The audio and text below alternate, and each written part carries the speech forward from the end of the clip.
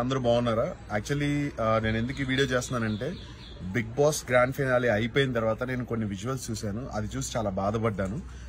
First of all మీ అందరికీ ఒక విషయం చెప్పాలనుకుంటున్నానండి. ఏంటంటే సో అమర్ గాని, ప్రశాంత్ గాని, నేను గాని, లేకపోతే శివాజీ అన్న గాని, నైని, లేకపోతే అశ్విని, వీళ్ళందరూ కూడా లోపల ఉన్న టేస్టీ తేజ, ఎవ్రీవన్ మేమందరం కూడా చాలా చాలా క్లోజ్ ఫ్రెండ్స్.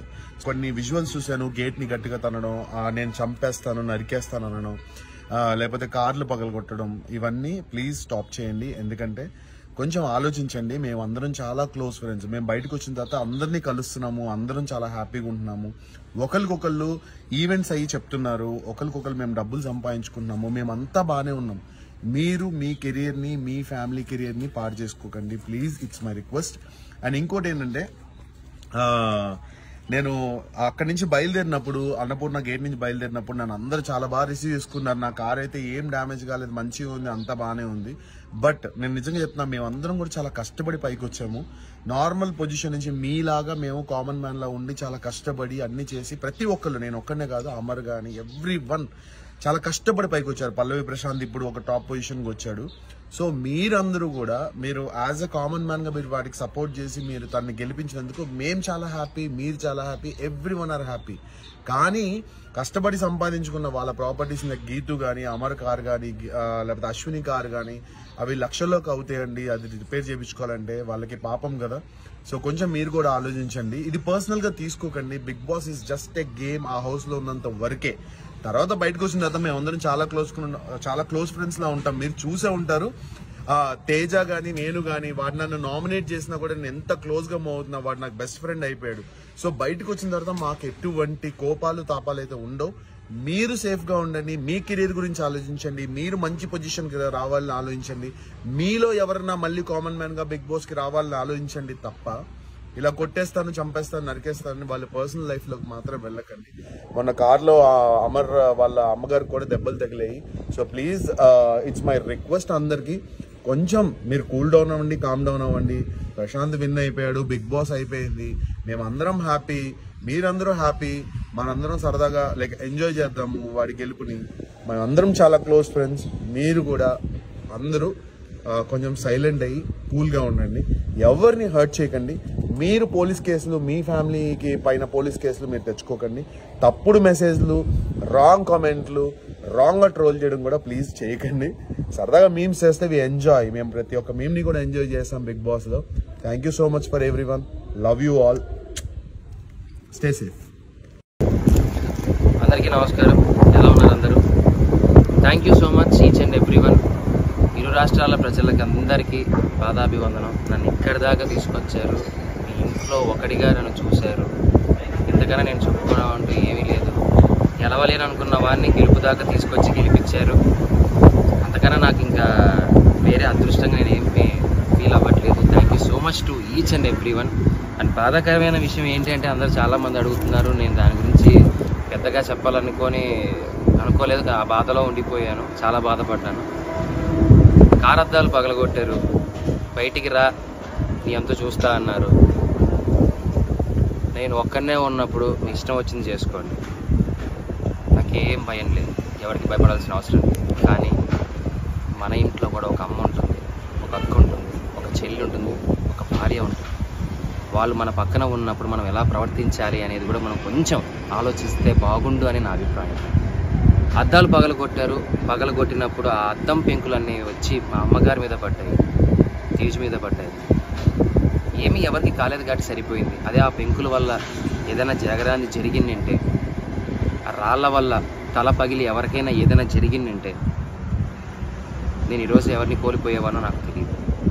ఇలాంటివి ఇంకెప్పుడు ఎవరికి జరగకూడదు. ఇలాంటివి ఎప్పుడు ఎవరికి చేయకండి. మీకు కోపం ఉంటే తిట్టండి, పడతాను. కామెంట్ పెట్టండి, చూస్తాను. ఇంకా కోపం ఉంటే వీడియోలు తీసి పెట్టండి. ఎలాగో పెట్టారు, నా కుటుంబాన్ని మొత్తం బాధ పెట్టారు. నేను ఏది పట్టించుకోవట్లేదు. ఎందుకు అంటే, నేను నమ్ముకుంటే నా హీరో, నా గురువు, మాస్ మహారాజా రవితేజ గారు, ఆయన వచ్చి నాకు అవకాశం ఇచ్చిన రోజు నేను గెలిచాను. నేను బయటికి వచ్చిందే ఆ గెలుపులో వచ్చాను. కానీ గెలిచి ఒక ఆనందంతో బయటికి వస్తాను అనుకున్న నన్ను, నా కుటుంబాన్ని రోడ్డు మీద నించోబెట్టారు. అనుకున్న నన్ను, నా కుటుంబాన్ని రోడ్డు మీద నించోబెట్టారు. అది చాలా బాధ వేసింది. పర్లేదు, నన్ను ప్రేమించే వాళ్ళు, నన్ను అభిమానించే వాళ్ళు ఉన్నారు కాబట్టి దేవుడు చల్లగా చూడబట్టి మా అమ్మకి నా భార్యకి ఏం కాలేదు, నాకేమైనా పర్లేదు. మన ఇంట్లో ఆడవాళ్ళు మన పక్కన ఉన్నప్పుడు కొద్దిగా జాగ్రత్త వహిస్తే బాగుంటుంది. జాగ్రత్త ఏదైనా జరిగితే కప్పు పోతే తిరిగి తెచ్చుకోవచ్చు, డబ్బు పోతే తిరిగి సంపాదించవచ్చు, మనిషి పోతే తిరిగి తీసుకొని రాలేమండి. ఇది గుర్తు పెట్టుకోండి. చాలా రిక్వెస్ట్గా అడుగుతాను, దయచేసి ఇంకెప్పుడు ఇలా చేయకండి ఎవరి దగ్గర. Thank you so much. ఇప్పటికీ మీకు నా మీద ఏదైనా కోపం ఉంటే ఎక్కడ రమ్మంటారు చెప్పండి, వస్తాను, మీ ఇష్టం. కానీ ఎవ్వరికి ఇలా ఇంకెప్పుడు చేయకండి. I love you all. Thank you for each and everyone support చేస్తున్నందుకు. ఇంతకన్నా ఏం చెప్పలేదు. Thank you so much. అందరికీ నమస్కారం. సమాజమే దేవాలయం, ప్రజలే దేవుళ్ళని అన్న నందమూరి తారక రామారావు గారంటే, ఆ నినాదాన్ని సమాజమే దేవాలయం, ప్రేక్షకులే సినిమా వాళ్ళకి దేవుళ్ళు. అలాంటి ఒక రైతు కుటుంబం నుంచి వచ్చిన నాకు ఒక పేరు ఇచ్చినటువంటి ప్రేక్షకులు ఎప్పుడు కూడా నాకు దేవుళ్ళతో సమానం. నా జీవితంలో నేను నమ్మేది ఒకటే, మనం మనలాగా ఉంటే ప్రేక్షకులు ఎప్పుడు ఆదరిస్తారు, మనం నటిస్తే ఆ రోజు వాళ్ళ హృదయాల్లో నుంచి పక్క దోసేస్తారనేది నేను ఎప్పుడు నమ్మే సిద్ధాంతం.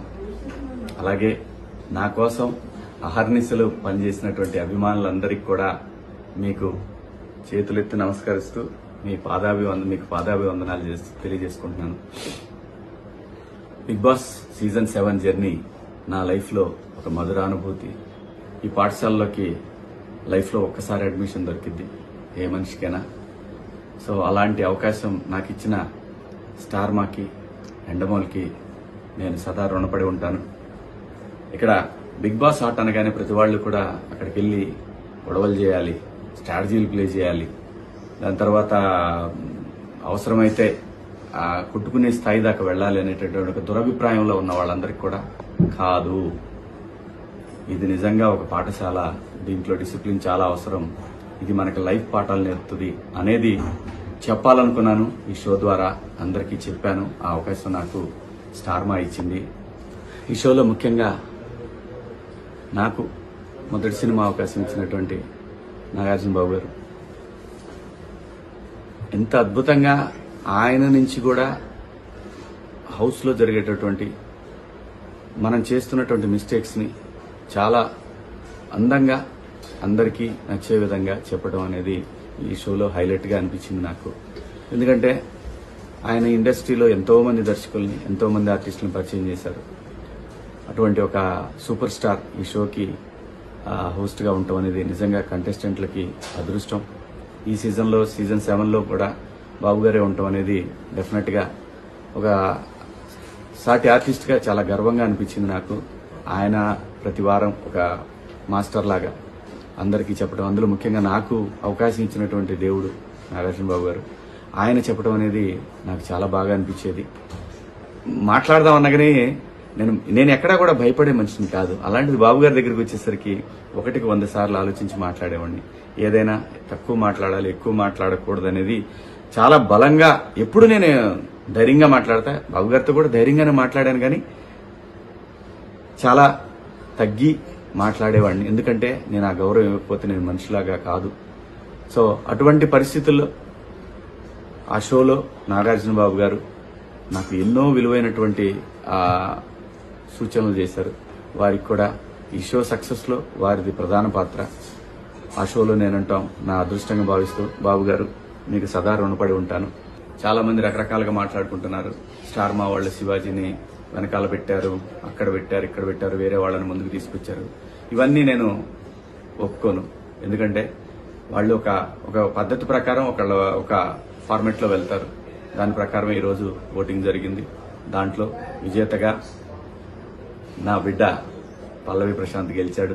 వాడు గెలవాలనుకున్నాను. ఎందుకంటే ప్రజలు ప్రతిసారి ప్రభుత్వాల చేతులు ఓడిపోతుంటాయి, కామన్ మ్యాన్ ఎప్పుడు ఓడిపోతుంటాడు. కానీ ఈ సీజన్లో కామన్ మ్యాన్ గెలవాలి అని గెలిపించాలని దృఢ సంకల్పంతో ఎప్పుడైతే ప్రశాంత్ వచ్చే వరకు నాకు అటువంటి ఆలోచనలు లేవు. నాకు అప్పుడు అనిపించింది, ఇలాంటి ఒక పల్లెటూరు నుంచి వచ్చిన నాలాగనే వచ్చాడు, ఈ షోకి. నేను ఎలాగైతే ఇండస్ట్రీకి వచ్చాను, అలా వచ్చిన ఒక వ్యక్తి సక్సెస్ అయితే కోట్ల మందికి ఇన్స్పిరేషన్గా ఉంటుంది అనుకున్నాను. అది భగవంతుడు నా మనసులోని కోరికను ప్రశాంత్ రూపంలో తీర్చాడు. ప్రశాంతే కాదు, యావర్ లాంటి ఎటువంటి బ్యాక్గ్రౌండ్ లేని మనుషులు ఇక్కడ నాతో పాటు కంటెస్టెంట్లుగా రావటం, వాళ్ళకి నాకు మా హృదయాలు కలవటం, ఇదంతా కూడా దైవేచ్ఛ. అంతేగాని ఒక గ్రూప్ లాగా ఆడాలనే ఆలోచన గాని, లేదంటే మన ఆటలో ఇంకొకళ్ళ ఇన్వాల్వ్మెంట్ ఉండాలనేది పరమ భూతు. అది మూల సూత్రానికి, బిగ్ బాస్ షో మూల సూత్రానికి అది విరుద్ధం. దాన్ని బలంగా నమ్మి అంతఃకరణ శుద్ధితో నేను పనిచేశాను ఈ బిగ్ బాస్ షోలో. నేనేంటో, నా క్యారెక్టర్ ఏంటనేది ప్రజలు చూడాలనుకున్నాను. అది చూశారు. కోట్ల మంది అభిమానులుగా వాళ్ళ గుండెల్లో నన్ను పెట్టుకున్నందుకు ప్రతి ఒక్కళ్ళకి కూడా పేరు పేరున హృదయపూర్వక నమస్కారాలు తెలియజేసుకుంటూ, నాకు సపోర్ట్ చేసినటువంటి నా అభిమానులందరికీ కూడా, మీ అందరికీ కూడా పాదాభివందనాలు. త్వరలోనే మిమ్మల్ని కలుస్తాను. ఇప్పుడే ఇంటికి వచ్చాను, కలుస్తాను. Thank you so much.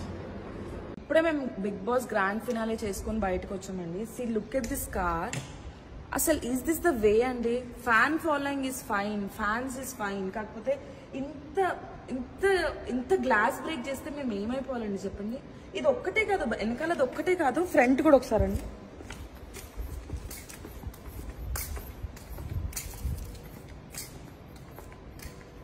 చూడండి, ఇప్పుడు మీరు ఎంత హర్ట్ చేస్తే మమ్మల్ని, మేము ఏమైపోవాలండి? Who is responsible for all this అండి? అంటే మీరు ఫ్యాన్స్ ఫైన్ అండి, మేము కష్టపడి దానికోసమే, ప్రతిరోజు మేము కష్టపడేది మాకు ఒక మంచి ఫ్యాన్ ఫాలోయింగ్ కావాలి, మాకు కూడా ఒక మంచి నేమ్ కావాలి ఇండస్ట్రీలో అని చెప్పి మేము కష్టపడతాం. కానీ ఇట్లా మీరు ఇంత గలీజ్గా మీరు మమ్మల్ని హర్ట్ చేస్తే Hi, this is Karthikeya. Please subscribe to ADBC channel.